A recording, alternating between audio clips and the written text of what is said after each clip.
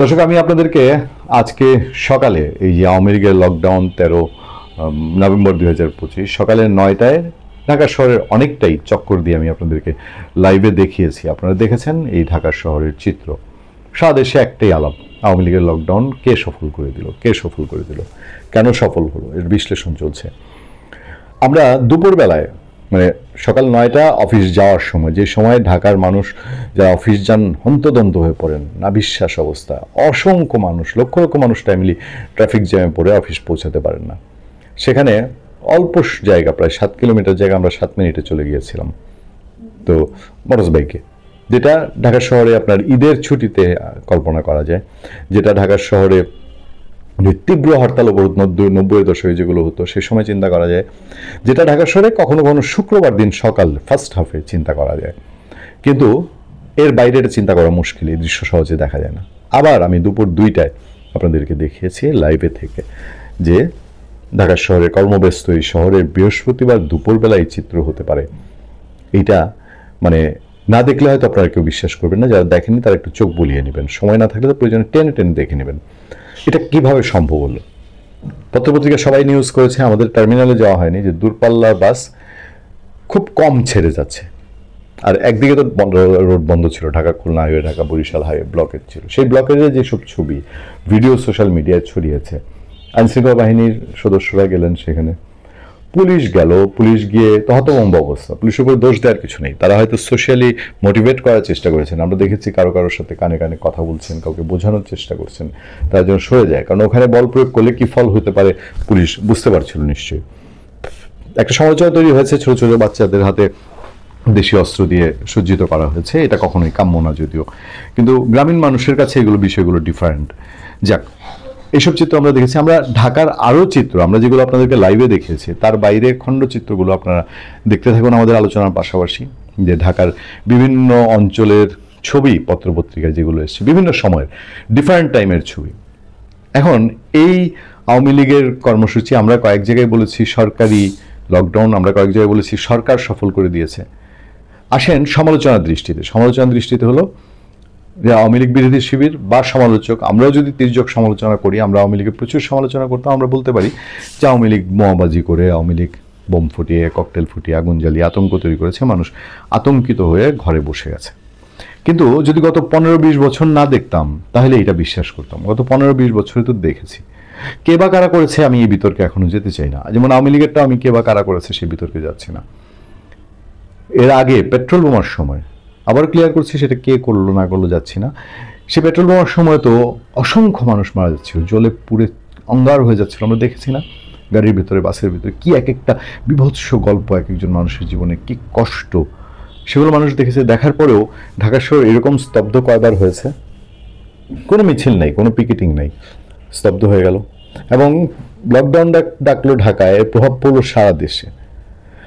আমি এই কথা জাহির করার চেষ্টা করবো না যে সারা দেশের সমস্ত মানুষ আওয়ামী লীগের দিকে দুর্বল হয়ে গেছে, আওয়ামী লীগের সমর্থন নিয়ে এগিয়ে আসছে। তার চেয়ে কি এটা শক্তিশালী না যে সরকারের বোঝা উচিত, সরকারের ভাবা উচিত, সরকারের বিশ্লেষণ করা উচিত তার দিক থেকে। 5 আগস্টে যে গণ অভ্যুত্থানের শক্তি নিয়ে সরকার গঠন, ডক্টর ইউনূস আজকে ভাষণেও বলেছে, সেই শক্তি কোন জিরোতে গিয়ে পৌঁছেছে, যে সেই প্রতিক্রিয়ায় মানুষ আওয়ামী লীগ ডক্টর ইউনূসের বিরুদ্ধে কর্মসূচি দিয়েছে, মানুষ তার মধ্যে থেকে ডক্টর ইউনূসের এই শাসনে ত্যক্ত বিরক্ত হয়ে মুখ ফিরিয়ে নিয়েছে। 2-2 4 মিলে গেছে আওয়ামী লীগের কর্মসূচির সাথে।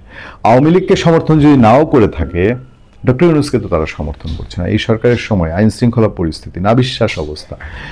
সেদিন একটা মানুষের সঙ্গে আমার দেখা হয়েছে, তার বাড়ি ওবায়দুল কাদেরের নির্বাচনী এলাকায়। আওয়ামী লীগের শাসন আমলে সেই লোক ব্যক্তিগতভাবে ওবায়দুল কাদেরকে পছন্দ করতো না, বলতে গিয়ে অকাই বলে।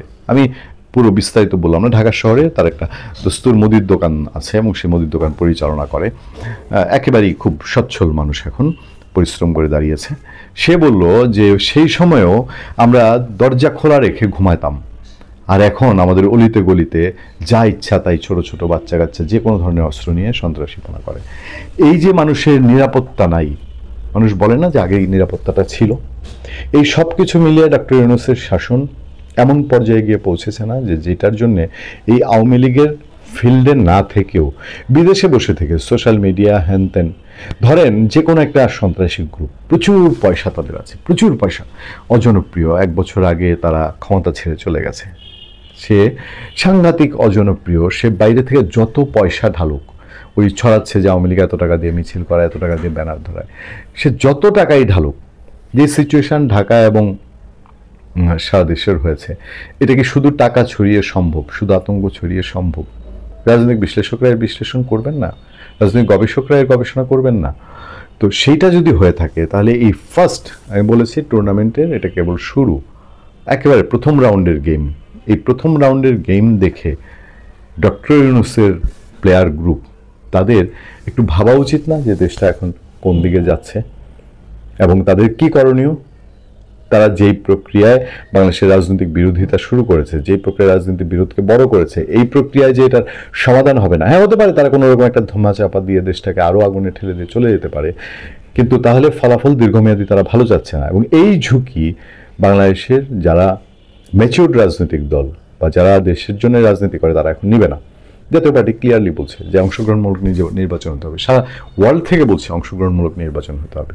তো সেই অংশগ্রহণমূলক নির্বাচন যদি হতে হয়, আর সামনে যদি এরকম সারা দেশে ধরেন এই 18 কোটি মানুষ, 56,000 বর্গ মাইলের দেশ, এইখানে সর্বসাকুল্যে ধরেন আমি 200 এই ককটেল ফুটেছে, তো 200 ককটেল ফুটিয়ে বা 10টা গাড়িতে আগুন দিয়ে যদি এরকম একটা লকডাউন হয় যেখানে সাধারণ মানুষ আতঙ্কে হোক, ভয়ে হোক, ডক্টর ইউনূস বিরোধী হোক, আওয়ামী লীগকে সমর্থন দিয়ে হোক, এভাবে একটা দেশ বা একটা শহর স্তব্ধ হয়ে যাবে যে একান্ত নিত্য প্রয়োজন ছাড়া কেউ বের হবে না, সরকারি আদেশ, শুধু সরকারি আদেশ মানতে হবে দেখে মানুষ বাধ্য হয়ে অফিস যাবে, বেসরকারি সমস্ত কিছু অনলাইনে চলে যাবে, স্কুল বিশ্ববিদ্যালয়ে ক্লাস করবে না, তাহলে একটা দেশকে আপনি কিভাবে ট্যাকেল দিবেন? এবার আসেন আওয়ামী লীগের ক্ষেত্রে এবং ডক্টর ইউনূসের ক্ষেত্রে। আমার ধারণা আওয়ামী লীগ এবং ডক্টর ইউনূসের ক্ষেত্রে শেষ পর্যন্ত একটা না একটা দহরম মহরম হবে, কারণ তিনি নির্বাচন যদি অংশগ্রহণমূলক না করেন তাহলে তার হয়তো তিনি হয়তো থাকবেন না এই দেশে, ডক্টর ইউনূস থাকবেন না, কিন্তু তার আর যারা আছে চালচামুন্ডা, তাদের এক্সিট বলতে রাস্তাটা তো এখনই নেই, ভবিষ্যতে আরও টাফ হয়ে যাবে। ফলে তাদের সঙ্গে যারা কাজ করছেন, অলরেডি অনেকে যাওয়া শুরু করেছেন, আর বাকিরা তো যেতে চান, তো যদি যেতে চান তাহলে আওয়ামী লীগের প্রথম রাউন্ডের লকডাউন থেকে কি শিক্ষা নেবে দুর্বল সরকার?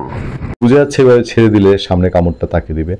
ফলে এইসব পরিবর্তনের জন্য হলেও আমাদেরকে দেখতে হবে ডক্টর ইউনূস এখন কোন পন্থায় যান, তার এই জুলাই সনদ, তার এই গণভোট আলটিমেটলি জাদুঘরে যায় কিনা। ভালো থাকবেন, সুস্থ থাকবেন। আপনার সাথে আমি আতিক রহমান, পূর্ণিয়া।